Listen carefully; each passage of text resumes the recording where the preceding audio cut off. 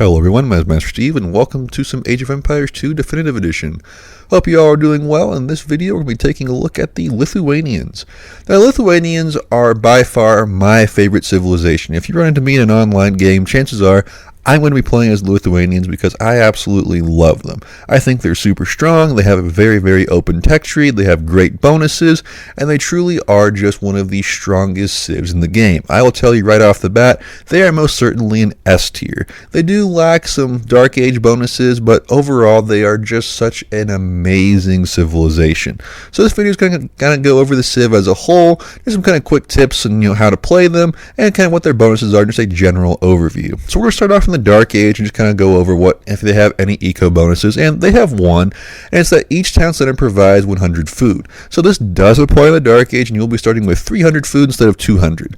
And that extra 100 food gives you a lot of versatility in the Dark Age to get 2 extra villagers up. You can go for a drush if you want to. It does give you some more options, but I mean, thinking about it, there are definitely some better Dark Age bonuses out there. So starting off, it's not that significant, but once you get yourself up into the Castle Age, when you start booming up and getting the extra TCs up, this comes in handy pretty quickly because every town center you place, you're going to have the food to start producing villagers out of it. So it makes them super easy to boom with, and you can get a night rush going pretty fast in Castle Age. So other than that, they don't have any other eco bonuses, but it's really a matter of you want to go for a fast castle, get your eco up, get those extra town centers, and once you get that and start rolling, well, you're going to be off to a wonderful start. So speaking more along the lines of the Castle Age, their other big bonus that you need to take note of is that each garrison relic gives +1 attack to knights and lives for a maximum of +4, and that is huge and makes them have some of the strongest cavalry in the game. So just keep in mind when you reach the Castle Age, if you're playing against the Lithuanians or if you're playing as them yourself, chances are their first move upon reaching the Castle Age is going to be getting a monastery up as fast as they possibly can and sending monks out for relics. So, like I said, if you're playing against them, you want to make sure you have scouted the map as much as you possibly can and send out scout cavalry or anything you can to deny them relics. Because if they get them, they're going to steamroll you pretty easily. And now the other bonus they have is kind of minor, but relatively good actually in the late game is their spearmen line and skirmishers move 10% faster. Now this means that you can chase down some cav units easier with your halberdiers, you can get your skirmishers out of trouble a little easier, and it makes them a little bit more flexible, but it's not really, I would say it's a good bonus, but one that's, you're not going to be noticing the effects of it that dramatically, quite like having all the extra relics for the extra attack. And now the Lithuanians do have a pretty significant team bonus, and it's that monasteries work 20% faster. And you combine that with they have all of the monastery techs, you're going to be able to have some of the strongest monks in the game. So awesome stuff like that. It just makes them a very awesome civ to play. And now some of their unique techs they have too as usual. They have hill forts, which gives town centers +3 range. Now, this is kind of a very situational bonus. You're not going to, you don't want to be garrisoning your town center a lot. You don't want to be ringing that bell at all. But, in the scenario where you have to garrison some villagers, they do have some extra range, and it does make your town centers a little more difficult to deal with, but I would say it's not as strong as the Malians with the Tigui tech where they shoot arrows automatically. So it's a good bonus overall, but it's not one that I would call S tier. Now, they do have another bonus called Tower Shields, and that is the spearmen line and skirmishers have +2 pierce armor, and that is super handy. It makes your spearmen line harder to kill, and just overall it is a very good bonus. So let's get into their unique units, and they have 2. First being the Winged Hussar, which, any save that gets that is awesome because Winged Hussar have good health, good mobility, good damage. They're just a good unit for the late game when that gold starts to run out, but it is a kind of a relatively expensive upgrade to get to there. And now their unique unit is the Litus. I would say it's kind of it's like a beefier version of the Knight. It does have excellent damage, and it can perform pretty well, similar to a Paladin, shall we say. And on the same note, they do get Paladins as well. They get Winged Hussar, Paladin, and Litus. So it makes their cav units, some of the best in the game. They have the extra attack, they have bloodlines, they have everything you need to be an S-tier cavalry civilization. So if you're playing as Lithuanians, you are going to be going for cavalry. The only issue this civ has is that they lack siege options, and it is pretty sad looking at their siege tech tree. They do get bombard cannons, which are always super strong, but they only get capped rams. They don't get siege onager. They don't get siege ram, and it's just kind of, it's disappointing. So you're not going to be relying on siege a lot. So that does make things kind of difficult, because if your opponent can stall you out with anti-cav units like halberdiers, yeah, the gold's going to run out pretty quickly. And speaking of gold, I would say the only weakness this civ really has is that when the gold runs out, well, it's going to get kind of dicey in the end game.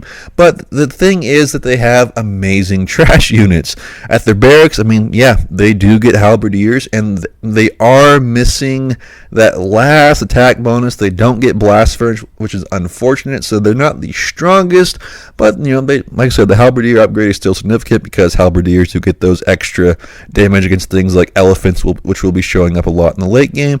And they do get a pretty decent tech tree at the archery range. They only get up to crossbowmen, but they do have elite skirmishers, they do have hand cannoneers, they do have heavy cav archers. Again, just a lot of good versatile options. And at their blacksmith, I mean, like I said, the only thing they're missing is blast furnace. Everything else they got, and it just makes them super, super strong. So them missing blast furnace is kind of significant, because to make up for that, well, you're going to want at least one relic to balance that out. But if you do get, all 4 relics, you're going to have, cavalry units that are stronger than any other civ, really. And if you do, those rare times whenever you're feeling like an islands matchup, or, any sort of water, they do have a pretty full tech tree for the dock. The only thing they're missing is the heavy demo ship. Everything else they got the elite cannon galleon, they got the fast fire ship, they have galleons, and they are missing shipwright, which is kind of, that's kind of significant, but at least you do have, full upgrades for most things, and they do have some, just a pretty versatile selection to choose from. And with Bracer, it does make all of your ships pretty, formidable on water. So they don't really have a catch per se, in my opinion. They do have a pretty full university tech tree. The only thing they're missing is siege engineers and arrow slits, but they do have all the defenses you could want. Yeah, they get ballistics, they get bombard tower, they get keeps. They do have a lot of amazing options at the university, and they really are not missing much in terms of eco upgrades either. The only thing they miss with eco upgrades is gold shaft mining, but they do, they have caravan, they have crop rotation, they have everything they need. So it's really, really an amazing civ to play, and the only issue you're going to have with them really is if you're against a strong camel civilization. I cannot emphasize this enough.